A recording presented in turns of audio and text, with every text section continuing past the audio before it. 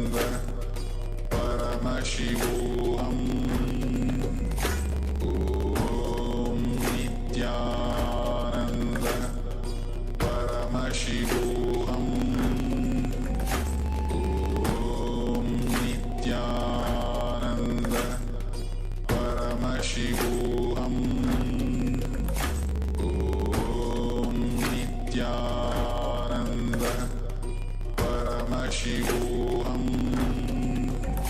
Om Nithyananda Paramashivoham Om Nithyananda Paramashivoham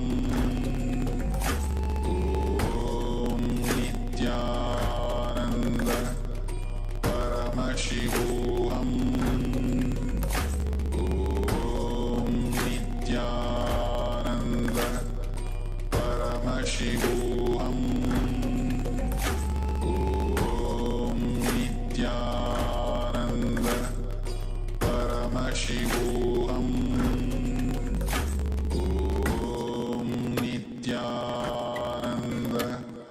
Paramashivoham Om Nithyananda Paramashivoham Om Nithyananda Paramashivoham Om Nithyananda Paramashivoham Om Nithyananda Slowly, you can relax from this power manifestation and take a moment to measure the second time, the temperature of the water in the container, and compare it with the initial temperature of the water that you have noted down, and let us know the difference in the temperature. And even if it's decreased or increased, both ways the manifestation, or even if there is no change, you can share that as well. So please go ahead and share what was how you manifested this power of changing the temperature of the water in the container. Please take a moment and share.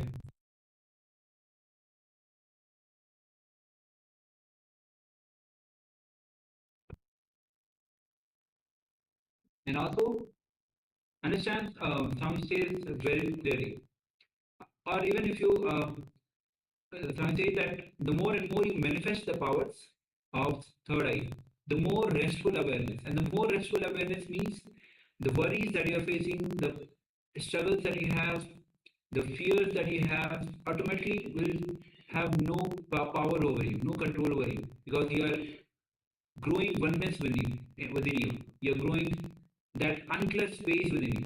The more unclutched space, the more less worry. Means you are the pain shaft that create by clutching to thoughts. That will not be there. The moment you are in the space of unclutching.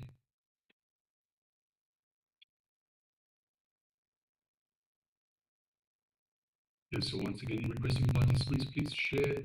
So if you've taken part in this power manifestation, then please share your results, whether it is higher, lower, or even if it hasn't changed. Also, participants on YouTube, if you could please also share. We will be responding to all participants. Yes, we have quite a few people who are watching us and following us on the YouTube, and numbers are increasing. So please give your full participation in the power manifestation and the sessions. See, understand, start here very clearly. This 21-day of Paramashivoham program. If you are totally involved, totally give your 100%, you will have total transformation. Some says the water is still water even at 99.9 degrees. The transformation happens only at 100 degrees Celsius. So give your 100%, give your full effort. And you will see in this 21 days, you will have this transformation.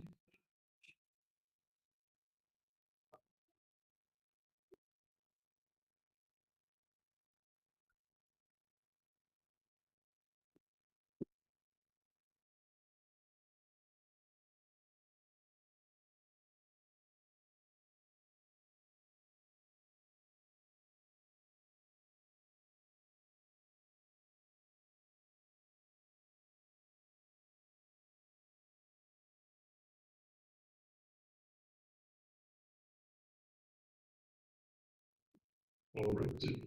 So if you're still sharing, please go ahead and share. Meanwhile, let us get ready for the next segment, another powerful revelation by the Supreme Pontiff of Hinduism, which is yoga for verbalization. So requesting all participants, let us sit comfortably with the head, neck, and spine in a straight line as we welcome the Supreme Pontiff of Hinduism, Swamiji, for these great revelations.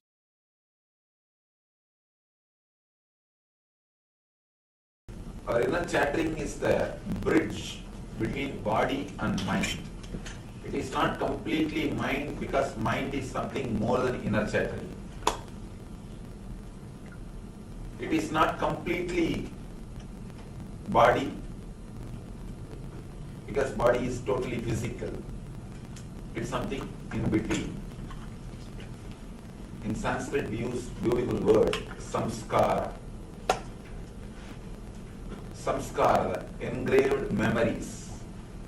These are the reason for inner chattering. Our verbalization.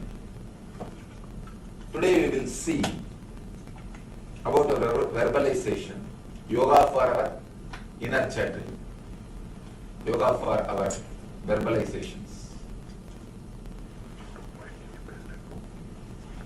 Again and again,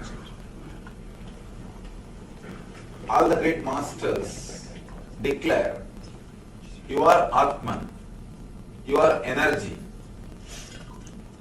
And that's a beautiful statement in the Upanishad. Excuse me, I'm taping here.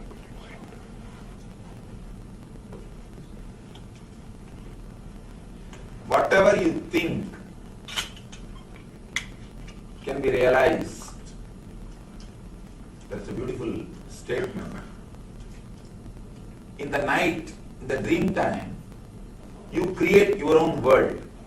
Nobody else is creating your world. What you are seeing in the dream, the whole thing is your creation. If you can create in the dream state, why not in the waking state? If you can create a complete world in the dream state, why you can't in the waking state? And there is no reason why we should not be, or why we can't create what we want in the waking state. To tell you honestly, if you look deep into your being, you can understand this world is made of the same stuff in which your dreams are made. It's very shaking statement, difficult to believe. But anybody who has got any question to argue or to raise against this point, you are welcome. Later the session, the question answer session, we will analyze. Please understand, I am making a statement. This world is made of the same stuff in which your dreams are made. Anybody has got any question against this statement, you are welcome. We will analyze it more deeply. Now let me continue.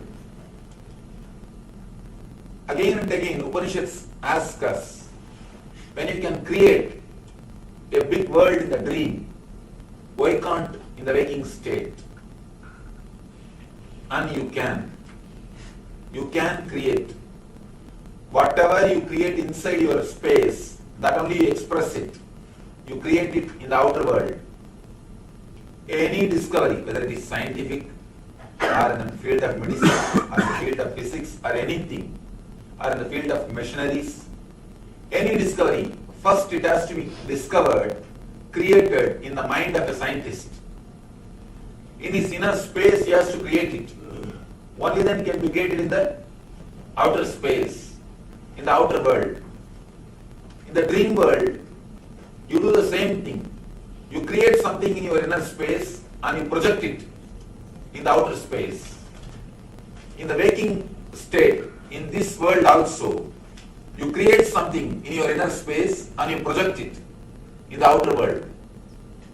But when you create the model in the inner space, you do some mistakes. You do some, not even mistakes, I can say blunders. After the mistakes, we project the same model in the outer world. Once the result comes, we start asking, how can this be my creation? If I wanted to create, I would have created a much better way. But we don't look into the mistakes which we do when we create the model, when we create the mold. If you can work on the mold, if you can correct the model, you will be able to project what you want to project. First thing. And then you will have the tremendous understanding the whole world is your projection. When you correct the mistakes which you are doing in your inner verbalization, you will achieve two things. First, the Shakti to realize your dreams. The Shakti to make your dreams into reality. Second thing, the Buddhi to realize the reality itself is nothing but your dream. Shakti to make your dreams into reality, and Buddhi to realize that reality is nothing but your dream. Even once, if you can create a model and project it in the inner outer world clearly, you will realize you can create. When you realize you can make your dreams into reality, immediately you will realize whatever you think as reality is nothing but your dream. You will realize these two at a time. Now let us see what are the mistakes we are doing in our inner chattering, inside our mind. Why don't you put your camera here? A good shot, sir. Or put the chairs in such a way that people must be able to walk the other way.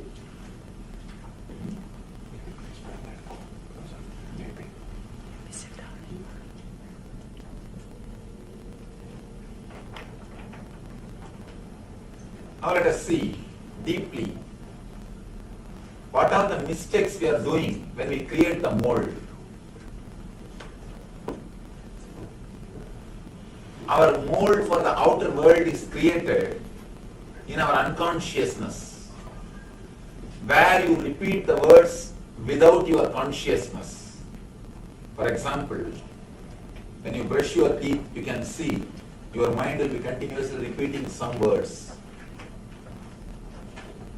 If you have observing capacity, you can see sometime for more than 10 days or a month, you will be repeating same type of words when you do a particular work. Morning, the moment you get up from the bed, unconsciously you will be repeating the same type of words. When you take bath, unconsciously you will be repeating the same kind of words. Morning around 9 o'clock, you will be repeating same kind of words. How many of you have experienced at a particular time, you will be repeating same kind of words? Even if you don't have to go to the office, you will be repeating the words which you usually repeat in your office, inside your mind. Even in weekend, you will be repeating the words which you usually use in the office. One part of your mind will tell, no, today is holiday, today is weekend, don't bother about all these things, relax. Even then, your mind will not listen.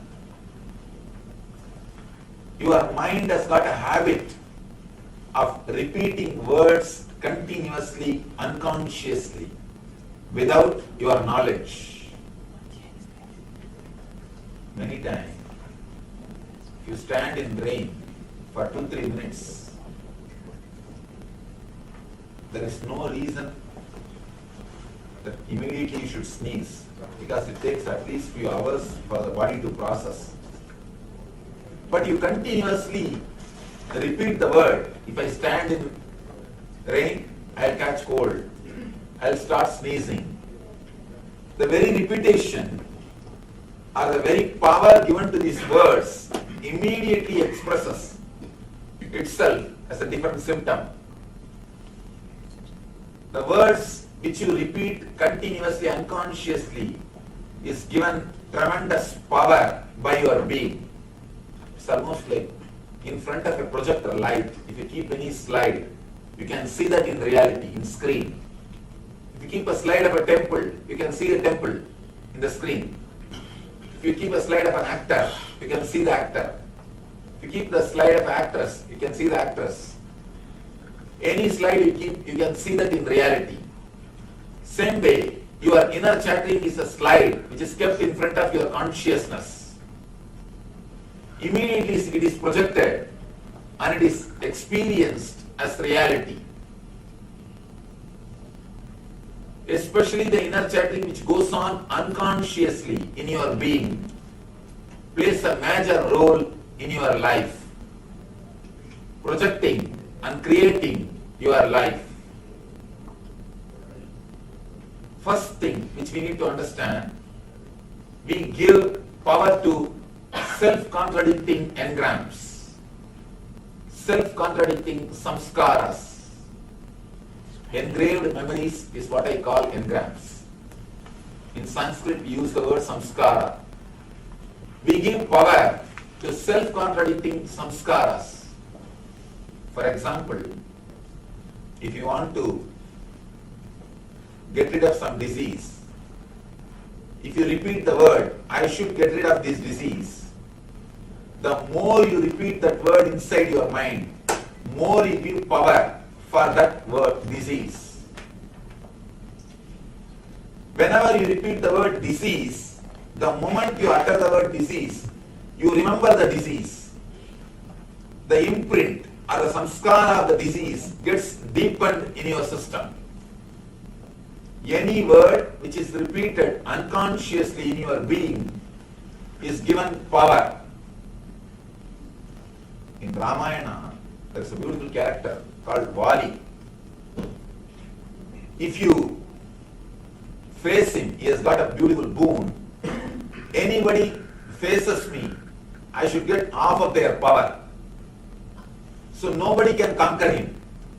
If you go and stand in front of him to face him, half of your power will go away to him. You can't defeat him because already he has got power and half of your power is already with him. So naturally you will be you plus something more. Half plus something more. Naturally you will be defeated. So Vali is the samskara. All your samskaras are Vali. The moment you face them, you give them half of your energy. All self-contradicting samskaras, when you give power to them, you can never get rid of them. That is why a person who wants to quit smoking can never. Try your best. Again and again create a word, I'll quit smoking, I'll quit smoking. Never. It will never happen. Because the moment you create that engram, you give power to smoking also. You give enough power to disease when you say, I'll get rid of this disease.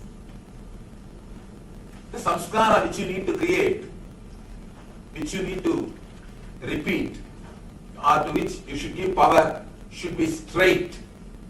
Means instead of saying, I should get rid of this disease, you should repeat the word, I should become healthy. Words which are straight, words which will create only positive memory in you. The words which should be given power should be very straight and clear.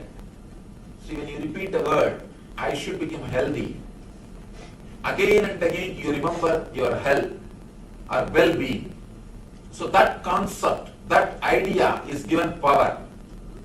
Anything which you remember and repeat inside your being, unconsciously, is given tremendous power by your being. When you repeat a samskara, that I should become healthy, straight away you progress in your life. But when you create a samskara, I should get rid of this disease. It is self-contradicting samskara. When you give power to this type of samskaras, you create only more trouble for yourself. Either you become split personality or schizophrenia. There's a beautiful story. One person wanted to have some miraculous powers. He went to Himalayas to see a master. Somehow he was able to find a master. He asked the master, "Master, please give me some medicine through which I can get some miraculous powers." Master advised him, "Don't ask for miraculous powers. Ask for meditation and enlightenment. That is only the right thing. That only will do good for you." But this person is not ready to listen to the master. He said, "Give what I want. I don't want your advice." In those days, the spirituality is seller's market. Now it is buyer's market. So, this person started demanding, "Supply what I want. Otherwise, I have other shop. I don't need your advice." So naturally, master couldn't do anything. Finally he said, "All right, I'll give you a medicine. Take this to your home and drink. But only one condition, you should not remember monkey before you drink this medicine." Immediately the person asked, "If I remember, what should I do?" Master said, "Take bath, then drink." Now you know, this person is already in the big trouble. He went to the house. He thought, "I never usually remember monkey. Why should I bother?" He went to the house. The moment he picked up the bottle, he thought, "Oh, I should not remember monkey. No? Oh, I remembered monkey. Now what to do? I have to go and take bath." He went, took bath, came out of the bathroom, picked up the bottle. Now you know what happened. Again, he remembered the monkey. Then he thought, "Arey, I remembered monkey." He put the bottle down, ran to the bathroom, took bath, came back, and he picked up the bottle again. Remembered the monkey. After half an hour, he is seen just running between the bathroom and the bedroom. And after 1 hour, even in the bedroom, he started shouting, "Monkey, monkey, monkey." After 2-3 days, he understood the whole drama, ran to the master and put the bottle at his feet.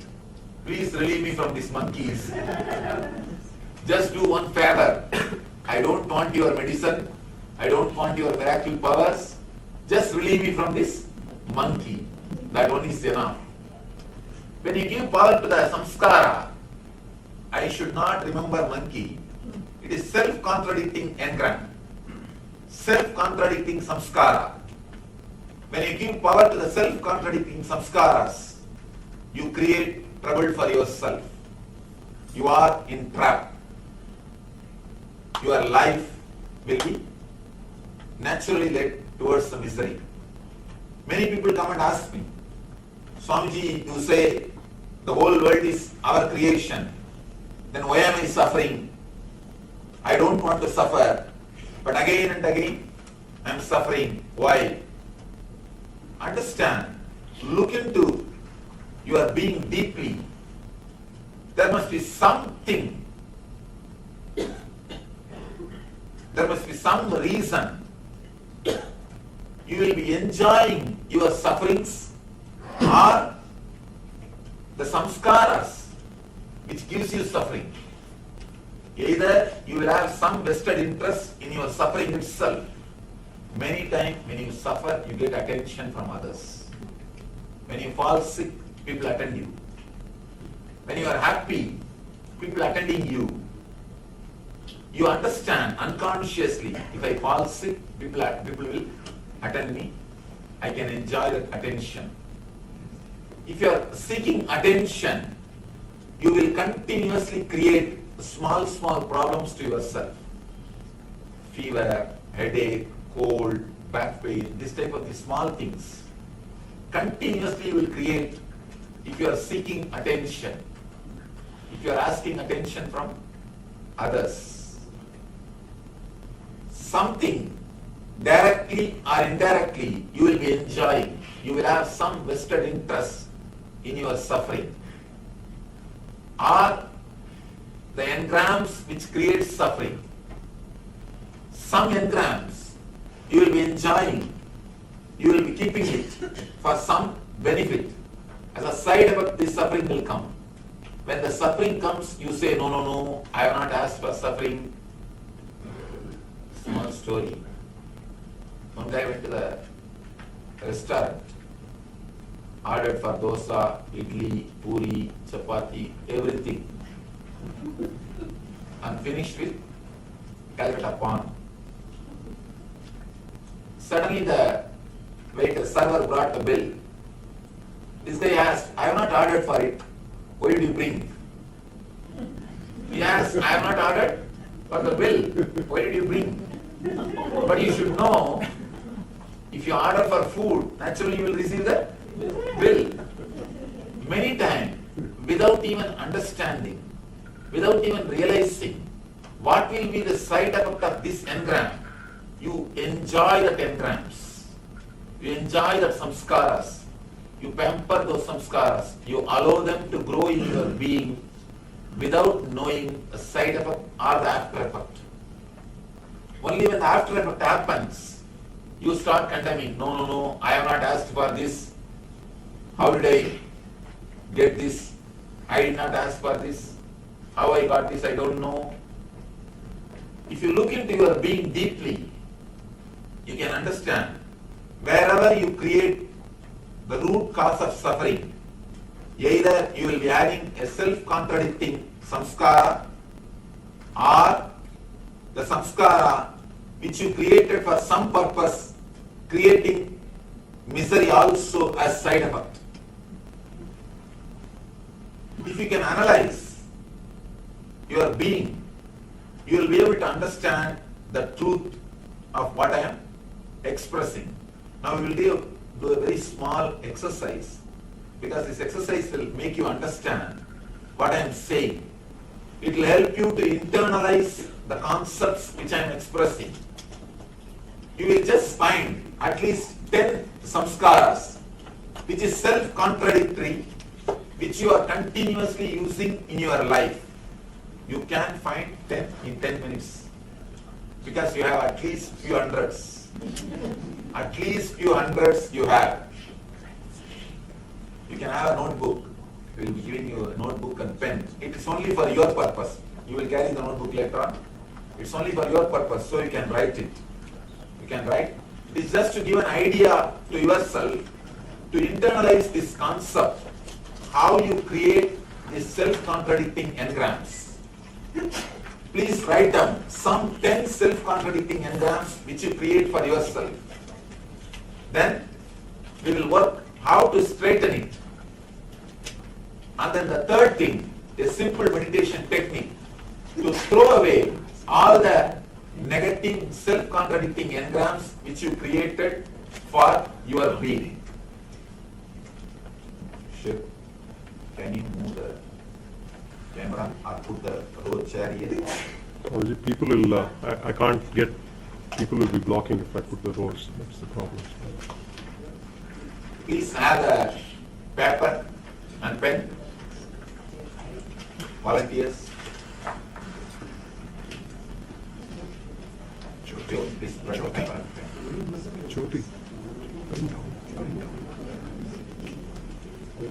If you got the paper and pen, start writing.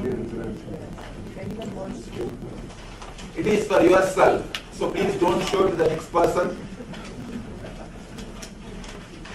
And you can write it, nobody is going to read, it is only for your purpose.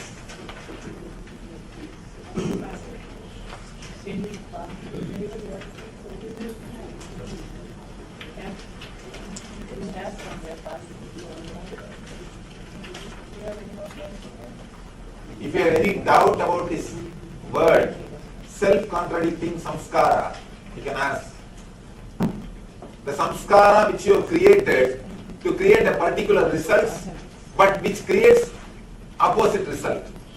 Because the wordings are not proper. Because the thoughts are not straight.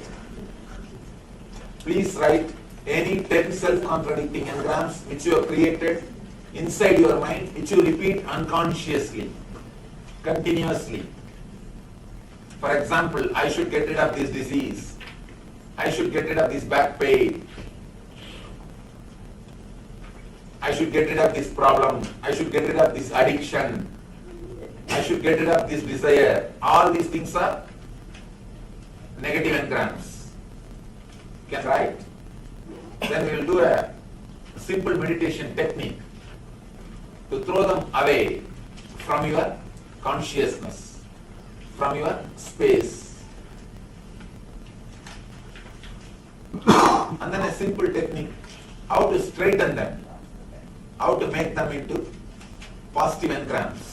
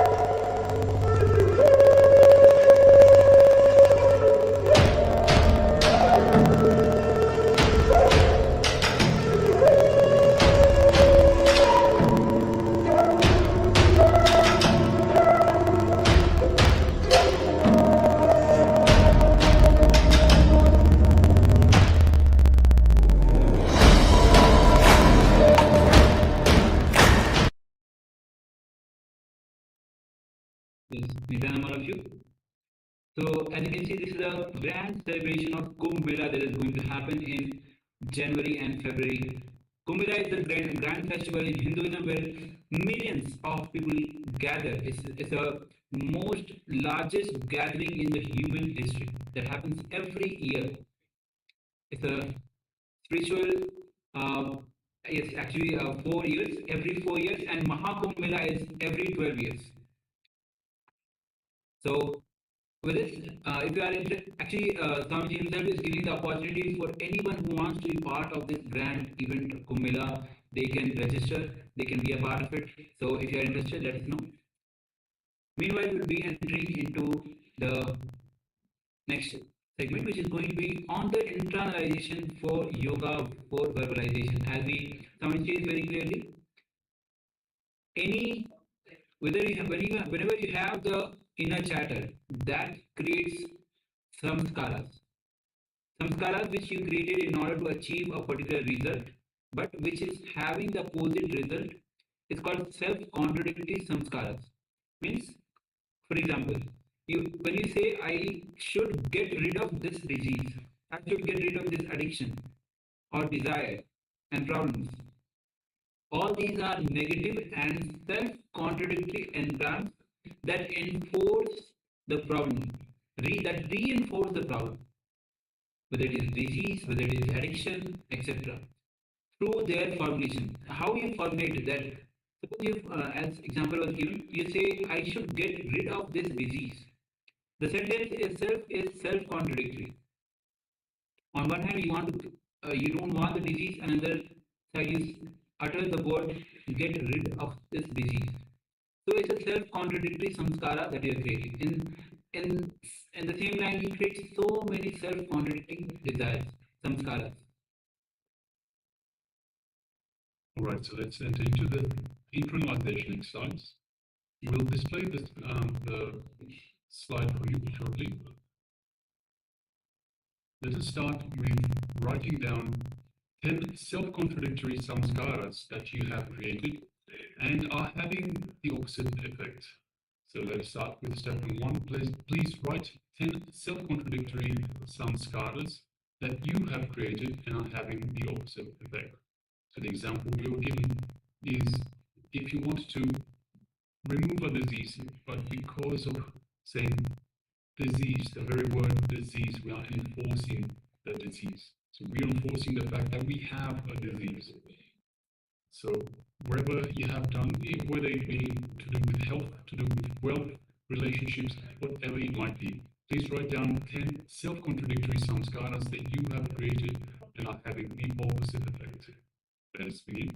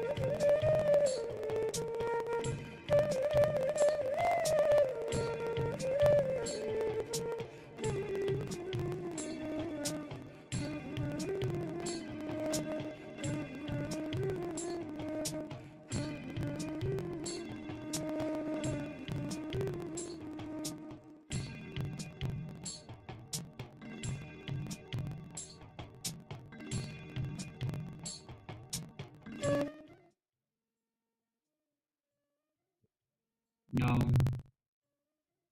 reformulate these to achieve the positive effects you intended. For example, I should be completely healthy. Everything should be running successfully. So now, whatever you have written down, reformulate to achieve the positive effects that you intended. Example, as we already said, I should be completely healthy. So, accordingly, as the example says, reformulate and get the positive effects that you want. So please continue.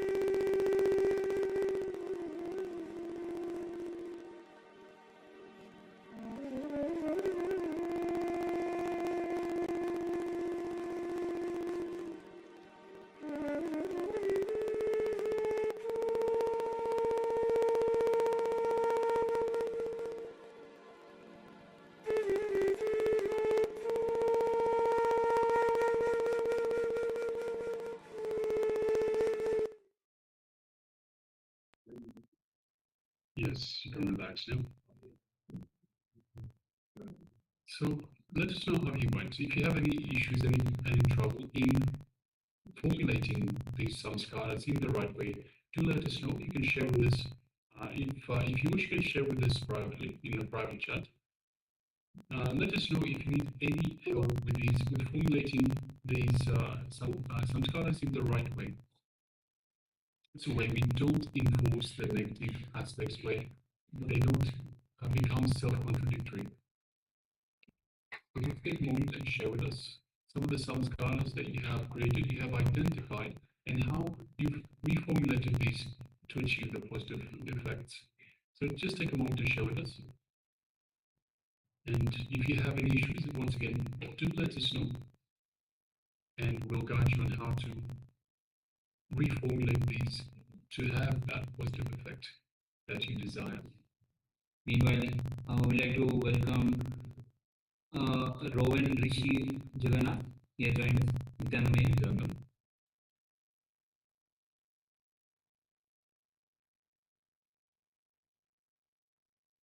And all the participants on the YouTube who are following us.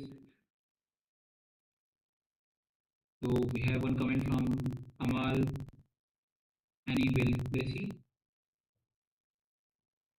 So if you are following us through YouTube, you can also put your powerful cognitions, your revelations, what you understood, what you click with that, and your manifestation, the power manifestation as. And even in this intranation exercise, how you reformulated the words that you utter to achieve your goal. Yes, so please take a moment and let us know.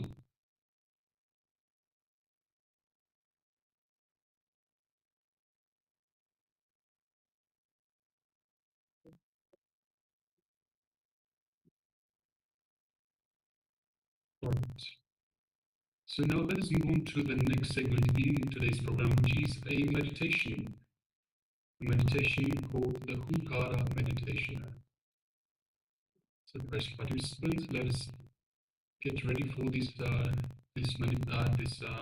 meditation. Let us get ready to receive the Supreme Pontiff of Hinduism as he guides us through this meditation, the Hukara meditation. Let's begin.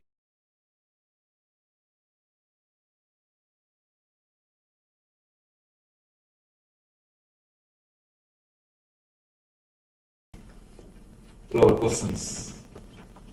Then we will go into the meditation technique of removing the self-contradicting or negative engrams from our consciousness.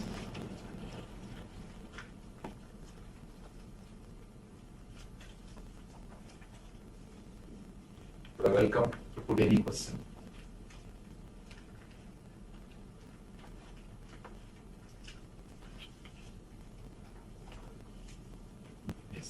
You said that we responsible for our dreams and we make them. I don't understand it because it seems to me that the dreams just come, we do not feel that I don't make the dream. So how do you do it? Two things. When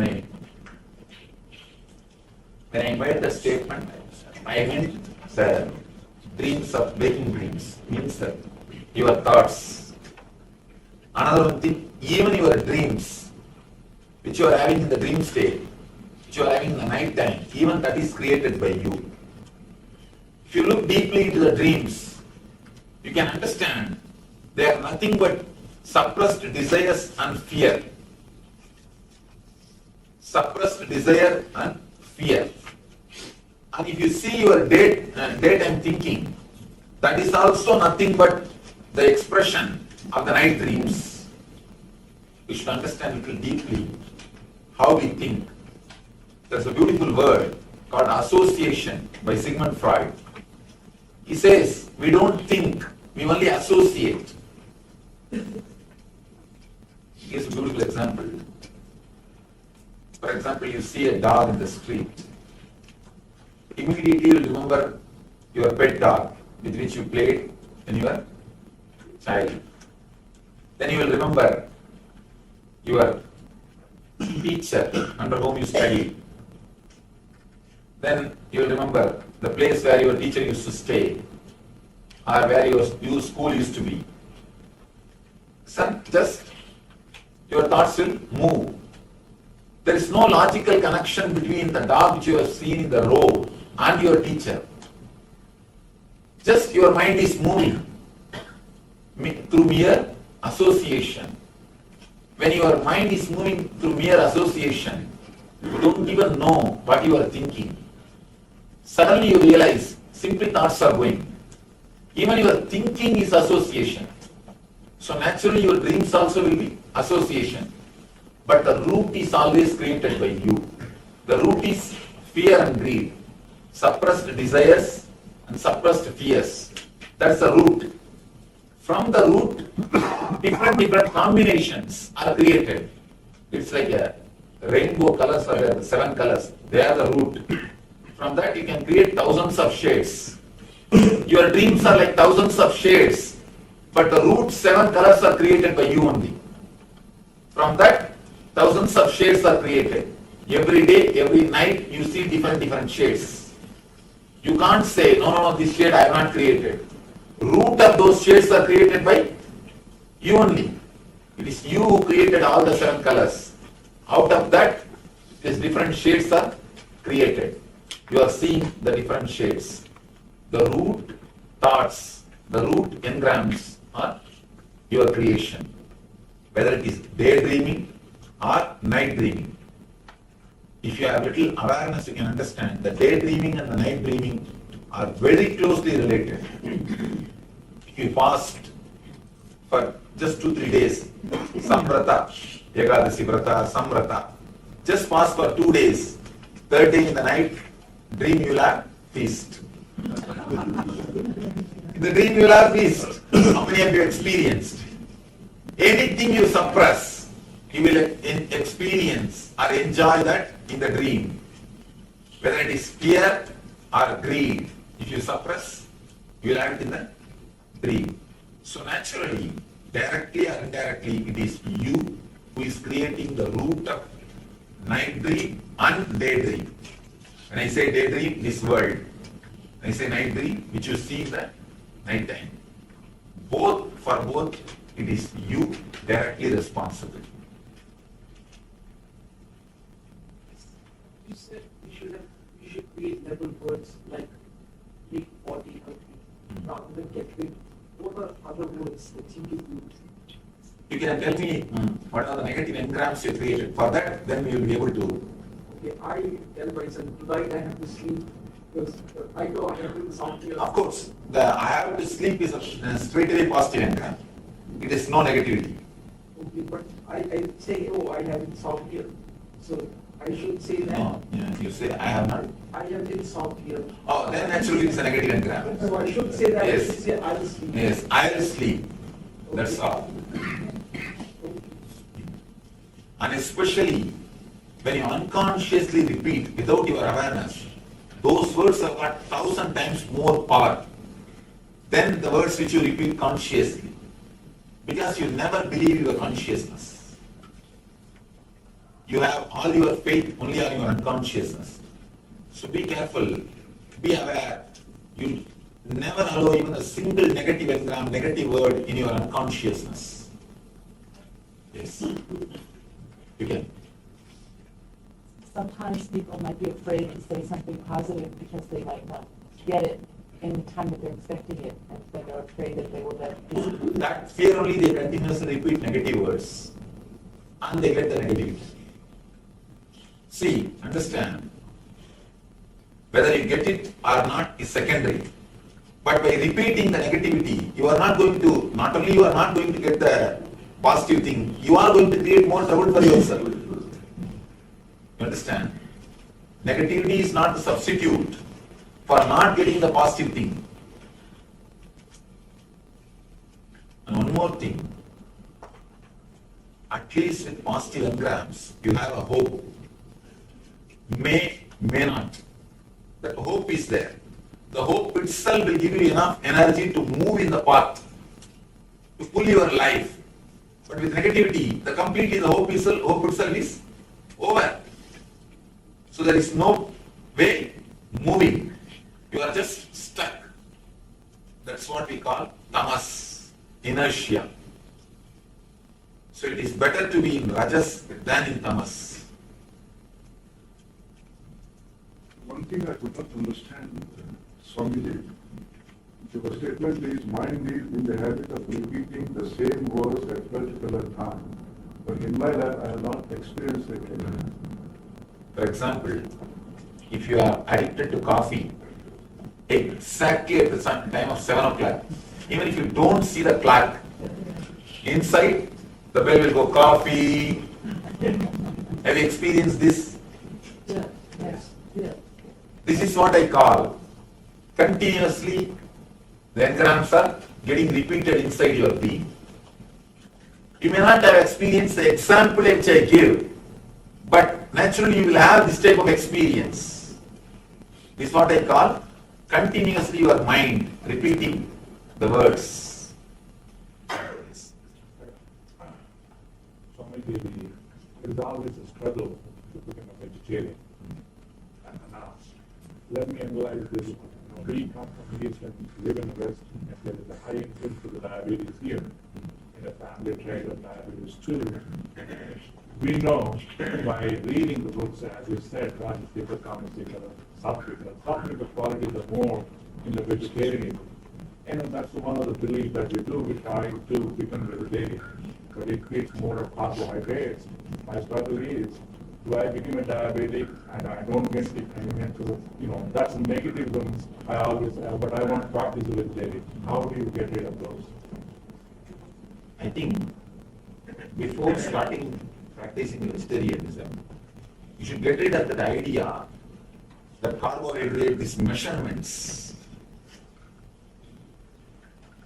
To tell you honestly, I work with patients. As of now, in last 2 years, more than 1.5 lakh patients I've touched. We do the healing, the meditation healing. Only when a person comes to know he has got a problem, or he will get a problem through particular food, he gets the problem. Of course, what I am saying is very difficult to understand, because for your lifestyle, for your education, according to your education, according to your understanding, it will be totally different. But according to my understanding, the engrams or the mental ideas plays a major role. So your problem that before starting itself, you are decided, if I become vegetarian, I will become diabetic. I eat this kind of food, I will become diabetic. I am going to have this trouble. You are not even entered into the project, or you are not even taken that project. You are not even entered into that lifestyle. You already decided. You already have an concept. First thing, becoming vegetarian or not is nowhere related to spiritual growth. Please understand that. It is nowhere related to spiritual growth. There are many non-vegetarian people who become enlightened. So you don't have to force yourself to become a vegetarian. Next thing, that idea, if I become vegetarian, I will naturally have only this type of food, I will become diabetic, all these things, I can say, surely, it's not reality. It is more like a, that's what we understand this one thing. Sometimes we listen all the arguments and pass judgment. Sometimes we create judgment, collect arguments just to support the judgment. Here, if you analyze it little deeply, somehow, through some belief, some faith, one thing be very clear. Just like there are some superstitions in the religion part, there are enough of superstition in the science part also. There are enough of scientific superstitions. A lot of time, we don't even understand. We just start believing just because some researcher or some scientists have said that. We don't even look into the matter. We don't even see deeply. We just started believing. So maybe some scientific superstition has entered into your head. You have started believing, by the vegetarian food, I am going to become diabetic. Surely you will not become diabetic by vegetarian food. Maybe a particular food which you are thinking. And one more thing, you don't have to take only the food which creates, which will make you diabetic. There are enough of different kinds of food which will not make you diabetic, which is vegetarian. So you can go for that type of options. It is just how much we are aware without allowing these things into our mind. First thing, you don't have to force yourself to be a vegetarian. Next thing, even if you decide, you don't have to have the prejudice that if I become vegetarian, I will become diabetic. I'll ask you a direct question. Are you vegetarian, sir? Of course, I am pure vegetarian. And if you are pure vegetarian, why you are vegetarian? Why don't you eat the non-vegetarian? Just because I don't like. Just because I don't like. From my childhood, I am born and brought up with this lifestyle. That's the first thing. Next thing, it is not straight away related to the spiritual growth, but I have my own idea about ahimsa. See, ahimsa is my lifestyle, not for the sake of spiritual growth. Just I love it. Just I love it. And I don't want to put the vegetarian food as a basic condition for spiritual growth. If we put that as a basic condition for spiritual growth, more than half of the humanity we are editing, we are removing, or we are, what to say that, eliminating half of the humanity from the spiritual life. That's the reason I don't want to put vegetarian food or vegetarianism as a basic condition for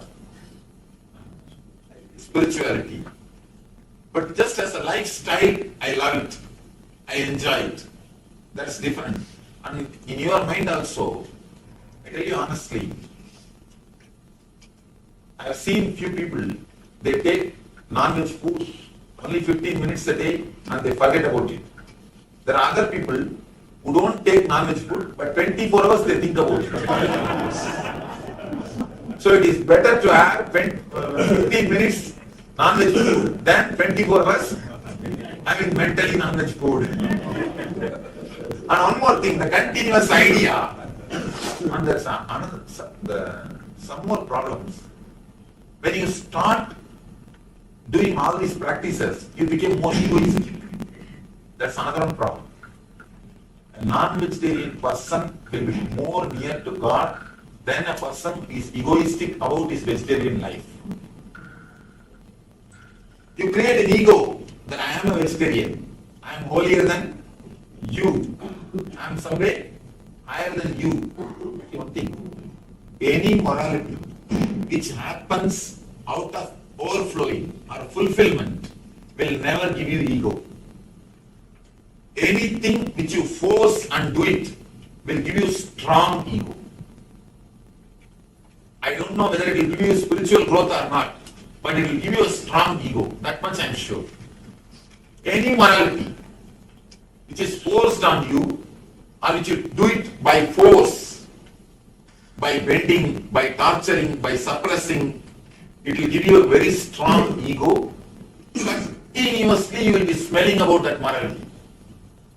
I have seen people suddenly, if they become rich, they will smell too much money. Too much money smell will be there. Means too much of jewelry, too much of showing. That's what I call money smell. Too much of smell of money. Same way, if you force yourself and make yourself moral, or force some morality on you, you will be continuously smelling that morality. You will start torturing your friends and neighbors or your relatives, continuously speaking about it and forcing them to follow it, or at least forcing them to respect you for that, that you are some way great.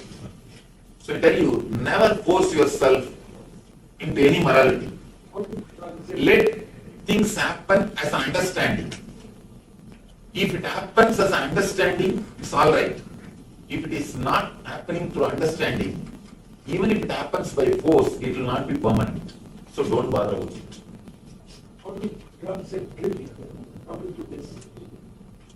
Okay. One thing, only two things. Either you understand and drop, or you will continue. Even if you force yourself and drop, you will drop 11 times a year. I have seen one person came and told me, Swami, in last 1 year, 11 times I have stopped smoking. Means what? You will be doing the same thing. 11 times you will stop drinking. 11 times you will stop smoking. Any morality should happen only out of understanding. Only out of a deep understanding. Never out of fear or greed. If you do it out of fear and greed, first thing you will not be able to do. Even if you do it by too much of force, suppressing yourself, you will have so much of ego, you will torture everybody. You will torture your whole family, friends, relative circle, whomsoever you see, you will talk only about this. And you will just continuously going around speaking about it. I want to be peaceful. No, it is positive. Anything which straight away gives you the result is positive. Anything which is self-contradicting is only negative. When we are surrounded by people who have negative programs, like depressed, and when we think about them, are we... Tomorrow we are going to deal that subject. Tomorrow is mainly for doctors. How to disconnect yourself from the patients. Because continuously you take the disease and the negative energy of the patients and you suffer. Tomorrow is the day of mind. So we will deal this. Actually, this is a separate subject. We will deal about that tomorrow. Because now it is time for us to end the session. We have to finish. We have only a few more minutes for the meditation. Okay. Now it's time. I have one question. Yes, please. I always keep on telling my children, you behave well, you have moral value, this is America, and you don't go dead, you don't have promiscuity, and we can't live together. All these things. Keep on, every day I'm telling you, what should I do? Please understand. This morality is such beautiful things. You should not give them as morality, you should give them as understanding. Tell them, if you now itself start going around, you will gather too much of fantasies. Too much of fantasies will never let you live with anybody happily. We don't have an equivalent word in Sanskrit for divorce. They say that you are old-fashioned, you are Victorian time. Let me finish what I'm saying. See, let me finish what I'm saying. In Sanskrit, we don't have an equivalent term for divorce. The reason, in those days, we are not infused or bombarded with fantasies. When you are flooded, bombarded with fantasies, you can't live happily with anybody. Even if you get the Miss World or the Mr. World, you can't live with them. You can't live happily with them. Tell them the reason, tell them the result. See, the whole India, complete, if you read the survey reports, only 1% of the Indian population takes any depression medication or any medicine related to mind. You know, in this country, I don't have to tell you, you know the statistics. What is the reason? And 50% loneliness. More than 50% are single parents. What's the reason?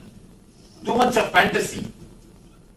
Lack of acceptance. In That's India, what. we don't See, accept. why lack of acceptance? Too much of fantasy. No. Lack of acceptance that you are depressed in India, here they accept and take medicine. So there is depression there also. In India? Yes. They don't accept it. See, one thing, let me be very clear. Please understand, I work with villages. I work with villages of India. I work with villages. I can be sure India is at least 10 times less depressed than any other country. 10 times less depressed. First thing. Next thing, don't say medicines are not available. Today, in the modern day, through so many social organizations and non-profit organizations, medicine and education is almost available in every village. Almost available in every village. Don't think just seeing some media or press report that India is not having medicine or education. I am working in village. At least 3,000 villages have got our direct representatives from our institution, from our organization. I can say every village has got somewhere or other, some non-profit organization, some institution is giving at least basic things. And we can't say that there is no medicine available or people don't accept. Be very clear, surely 10 times less depressed. I can be sure of that. If you don't visit India for last so many years, then please visit once. I can be sure it's 10 times less depressed. And one more thing, 50% single parents. What about that? Surely that is not the case in India. That's not the case in India. In another 20 years, because the westernization is happening. The fantasies are being infused. So I tell you, see, let us not bother whether the India will become West or West will become India. Let us not bother. Let us see how we can safeguard our kids. Understand? I am not here to analyze social things. How whether after 20 years India will become like other country or other country will become like India, that I don't know. That I don't know. Let us see how we can safeguard ourselves and our next generation. Tell them it is just because of fantasies, aloneness, how most way or depressed way people die. The idea of Saptapadi in Indian marriage system, in the Saptapadi, you take the vow. When you take the marriage vows, Saptapadi vows, either someone dies or you take sannyas. There is no other way to escape from marriage. There is no other way from escape. There is no other way from. There is no other way to escape from marriage. That's the way of life, because there is no fantasy. Too much of fantasies will naturally depress you and disturb you. It is time. Comment just on that, yes. because a lot of people have grown up.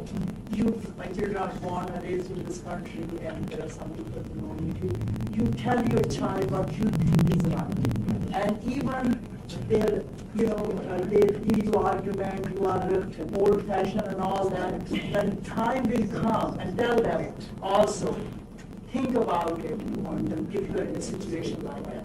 That's all what is right and wrong, they will follow and they will listen. When the time will come, they will do what is right. That's my experience. One more thing.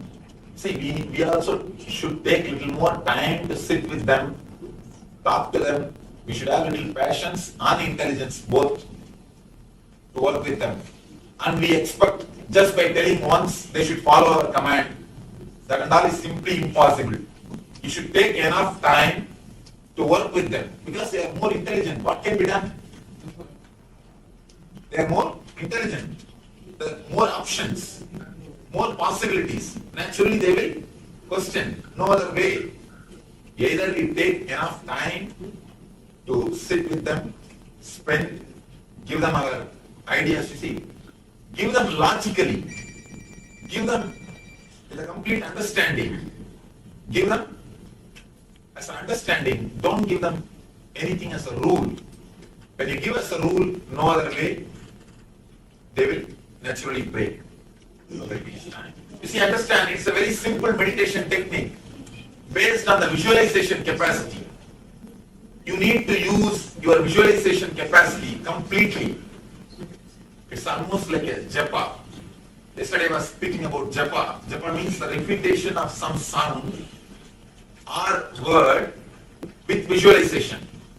Here, we are going to do a simple visualization technique to throw the self-contradicting or negative engrams from your being. According to our yoga system, all these negative engrams, all the self-contradicting engrams are printed in a chakra called Swadhisthana, means just below the navel chakra, just below the navel center. That's the area where we have our chitta, our memory. That is the space, that's the area in which we have recorded our self-contradicting engrams, from which our inner chanting starts. Now we will be creating a mantra to cleanse that energy center. Just to cleanse that energy center so that we will have more awareness when you think. Actually, when you think, if you have more awareness, you will never create self-contradicting engram. You are creating self-contradicting engram or negative engram when you think only because you don't have enough awareness. If you can create little gap between you and your thinking, you will never create negative words. You are in too hurry, too much of speed. That's the reason continuously you think and you don't even know what you are thinking. It's like you eat, you don't even know what you are eating. Same way, we are continuously thinking without even knowing what we are thinking. Now let us do this simple technique just for 5 minutes. In the home, if you are trying to do it for 20 minutes. Now we will do only for 5 minutes because we are going to work only on this 10 engram which you have written, which you wrote in your paper. In home, if you are working, write down, at least take 1 hour, write down all the engrams, whatever you can remember, and then do this technique for at least 20 minutes. Let me describe the technique. Let me completely give the instruction, then you can do it. 3 instructions. First, we will close our eyes and concentrate in the Swadhisthana area, means just below the navel. We will concentrate. Next, second instruction. We will create the sound of Humkara, H-O-O.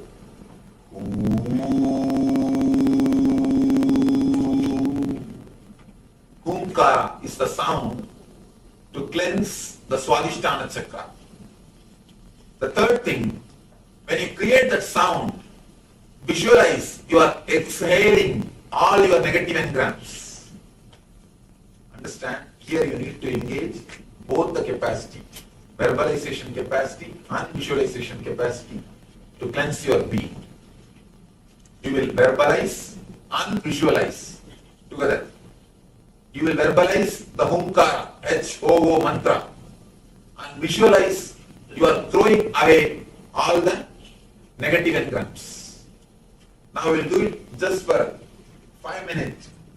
Before entering into meditation, you can read the paper which you have written.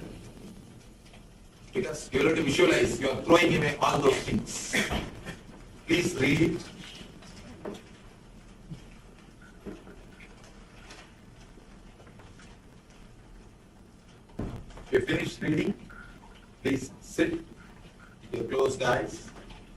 Sit straight.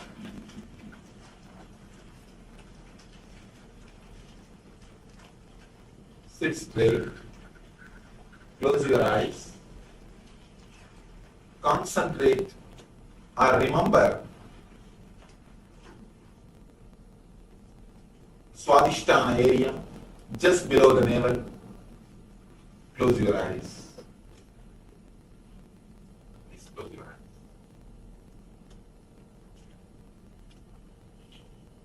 Just remember the Swadhisthana area.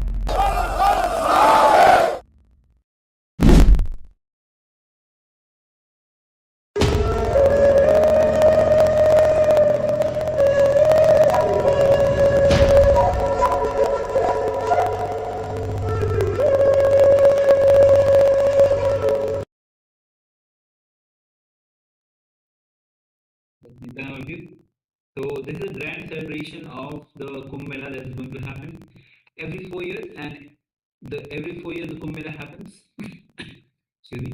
And every 12 years Mahakumbh Mela happens. And this is the largest gathering in the human history. And this is a celebration where all the superconsciousness, where all the great sages, the great sadhus, and the common people who are in the spiritual path or even who wish to be in the spiritual path come here and get the benefit and have the darshan of the masters, the great sages, and Swamiji himself is organizing the Kumbh Mela, and Swamiji himself being a Mahamandaleshwara Mahanirvani Akhada. So if you want to be a part of this great celebration, you can reach out to us. We can help you further with the further information. Alright, so we just had the Hukara meditation. With this, now we'll be moving on to the manifestation of the power. The power of, as today we are manifesting the power of changing the temperature. So last few rounds we have been changing the temperature of water in one container, whether it is hot or cold. In this round, let's have the two containers, both with water. And in this round, you'll be increasing the temperature of water in one container and decreasing the temperature of the water in the other container. So this is the power manifestation. Again, have the two containers with you. It can be small container, it can be big container, whichever is easy and feasible for you, available to you right now. So take two containers, both with the water. We will be manifesting the power of increasing the temperature of water in the one container and decreasing the temperature of water in the other container. So let's take a moment and be ready with this.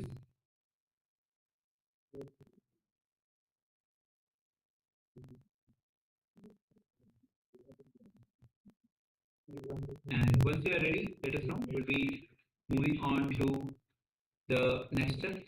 And also we have been joined by Mahajada Shaktika, Nithyananda. And also Nithya Paramashivoham who joined us. Of course, we were from the last session also, but we haven't welcomed him. And Mahajada Shaktika. So we're just about to move into the power manifestation. So we're just about to start. Today's power manifestation is the power of increasing or decreasing the temperature. And we are increasing and decreasing the temperature of water in this round, where we have two containers of water with the same temperature water. And in one we will be increasing the temperature, in the other container we will be decreasing the temperature. So if you'd like to take part in this power manifestation, please gather a couple of containers of water, cups, whatever, just something small, it doesn't have to be too big. And let us get ready for this round of power manifestation. Yes. And also Nithyananda Ma Sarishan who have joined us. Yes, Nithyananda, welcome. Alright, so once you are ready with the two containers with water, you can, if you have the temperature measuring device to measure the temperature, you can go ahead, or you can just have a dip of your finger and measure or feel the temperature. And take a moment, do so, and then we'll move on to manifesting the power. Alright, so if you have actually already taken the measurement, sit with your head, neck, spine in a straight line, and visualize Swamiji in your inner space. His energy overflowing through you. Visualize you are Nithyananda Paramashivoham. Be absolute and clutching. Complete completion and oneness to experience the state, space, powers, and being of Paramashivoham.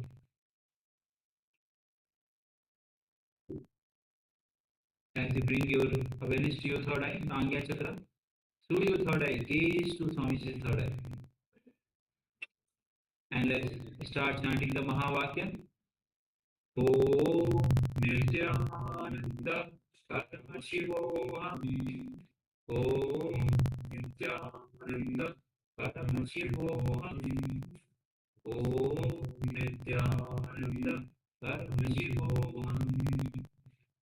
As you vibrate the Mahavakya, with that strong and deep, intense declaration, give the command to the water to increase in one of the containers, to increase the temperature of the water in one container and to decrease the temperature of water in the other container. With that strong declaration, let's manifest this power, the power of changing or altering the temperature of the water. Let's begin.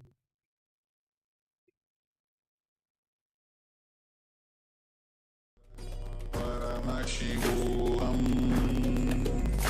Om Nithyananda Paramashivoham Om Nithyananda Paramashivoham Om Nithyananda Paramashivoham Nithyananda Paramashivoham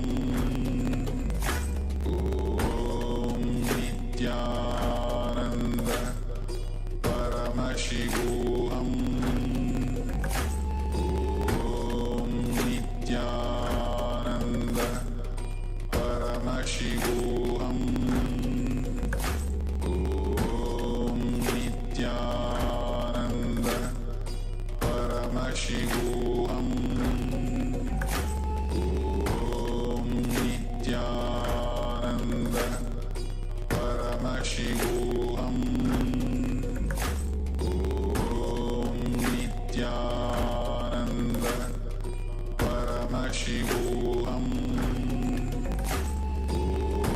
Om Nithyananda Paramashivoham Om Nithyananda Paramashivoham Om Nithyananda Paramashivoham Om Nithyananda Paramashivoham Om Nithyananda Paramashivoham Om Nithyananda Paramashivoham Om Nithyananda Paramashivoham Om Nithyananda Paramashivoham Om Nithyananda Paramashivoham Om Nithyananda Paramashivoham Om Nithyananda Paramashivoham